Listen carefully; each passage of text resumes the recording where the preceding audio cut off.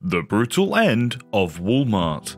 Walmart is a popular destination for many of us, whether you have a long list of items to buy or you're just trying to take advantage of the store's everyday low prices slogan. Additionally, the fact that there are more than 5,000 Walmart sites nationwide means you'd be hard-pressed to not run into one of these stores when shopping. Welcome back to Proactive Investing. Today we will be looking at the brutal end of Walmart, so let's get into it.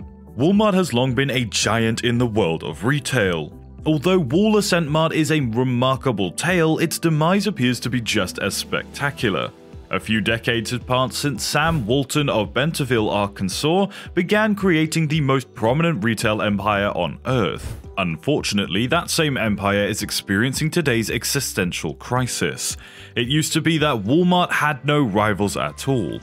The company's annual revenues of $445 billion were more than the GDP of most developing nations. The sales generated by Walmart formerly represented more than 3% of the American GDP. Things have, however, soon changed. Amazon, an internet retailer, is putting much pressure on Walmart. But, to everyone's amazement, it appears to be losing this conflict. Walmart has continually emphasized the importance of e-commerce since the year 2000 and has pledged to work to increase its position in the industry. But Walmart acted too little too late, and a new retail juggernaut has emerged in the interim. Early in the new millennium, Wall revenues Mart were 16 times greater than Amazon. Just 17 years later, it appears that situation has changed. In today's capital markets, Amazon is worth twice as much. Walmart has a $220 billion market value, however. In contrast, Amazon has a $430 billion net worth. Since share prices have been declining steadily for roughly 2 years, investors have driven Wall Stock Mart's prices to the ground. As a result, the more Walmart interacts with Amazon, the more significant losses it experiences.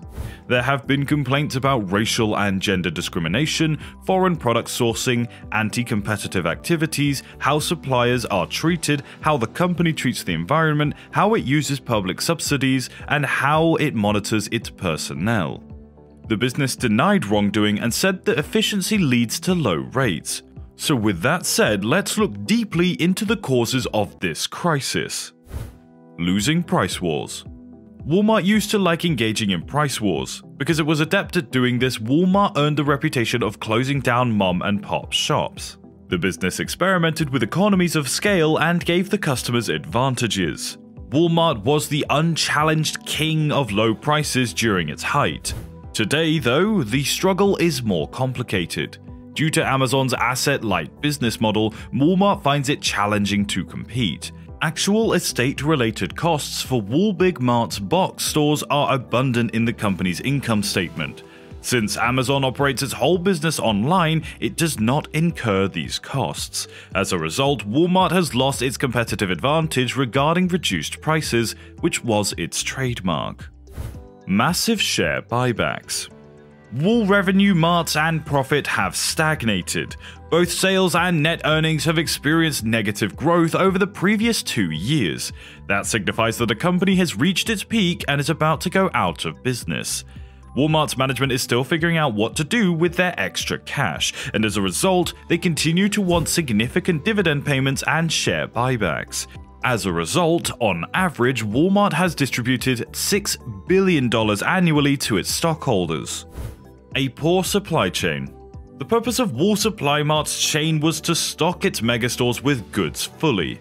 They are pioneers in mass transit and securing group savings, but e-commerce has only altered the rules of the game. Today's logistics focus on delivering specific products to customers' doorsteps for the least amount of money. In this area, Amazon outperforms Walmart. Unfortunately, Walmart has also been the target of numerous nonsensical customer complaints. For instance, clients who order many items from Amazon receive them all at once in the same packet, but when multiple items are ordered from Walmart, they all arrive at various times, which irritates the customer. Amazon Go. Amazon has entered the market for physical storefronts once occupied by Walmart. It is outperforming Walmart in its sport. Despite being much smaller than Walmart, Amazon Go stores are incredibly effective. No checkout counters and no employees are working in this store. People need to get their desired belongings and depart. All of the back-end labor, like billing, is done by technology. The capacity of Amazon to eliminate human effort from the equation will give it a cost advantage that will be challenging to match. Working conditions. Walmart has been accused of providing its employees with poor working conditions.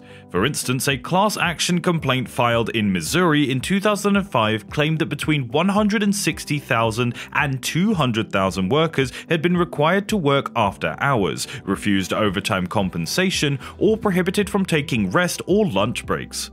Walmart settled a class action lawsuit in 2000 for $50 million. The lawsuit claimed that 69,000 present and former Walmart employees in Colorado had been compelled to labor after hours.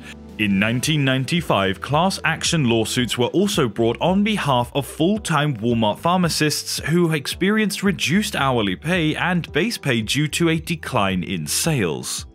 Labor union opposition. Walmart has come under fire for its anti-labor union actions. Critics attribute workers' reluctance to unionize to Walmart's anti-union strategies, which include managerial oversight and proactive closures of locations or department that opt to unionize. Walmart argues that it is pro-associate, not anti-union, and that its employees do not need to pay middlemen to bring up issues with management because the firm has an open-door policy that allows them to bring up issues all the way to the corporate structure. Sam Walton, the late founder of Walmart, hired a professional union buster to launch an anti-union campaign in 1970 to counteract the Retail Clerks International Union's quest for unionization in two tiny Missouri towns. Taxes. Until the middle of the 1990s, Walmart purchased corporate-owned life insurance plans for all of its workers, even the lower-level staff members like janitors, cashiers, and stockers. This sort of insurance, also referred to as key person insurance, is typically obtained by businesses to protect them from financial loss if a high-ranking employee passes away. Critics mocked Walmart for purchasing dead peasants insurance, or janitor insurance as they put it. The corporation allegedly tried to capitalize on the deaths of its employees and used the tax code that permitted it to write off the premiums, according to critics and the US Internal Revenue Service. The practice ended when the federal government banned the tax deduction and started going after Walmart for outstanding taxes in the mid-1990s. Employment issues. Lastly, Wall Problems Mart has been made worse by the employment situation. It is well recognized as a bargain basement firm that only pays its employees the federal minimum wage. For a long time, workers have formed union to demand higher pay. They have a good chance of success, putting pressure on the company's declining profit margins. Recent months have seen many layoffs at Wall Corporate Mart's headquarters. Given Walmart's dire financial circumstances, this spate of layoffs will continue. Walmart adopts a high-volume, low-cost strategy. The fundamental tenet of the approach is to please customers by providing affordable goods at first-rate services.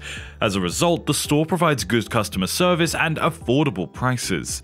In addition, Walmart should consider raising salaries, supporting labor unions, and emphasizing environmental sustainability in its business practices.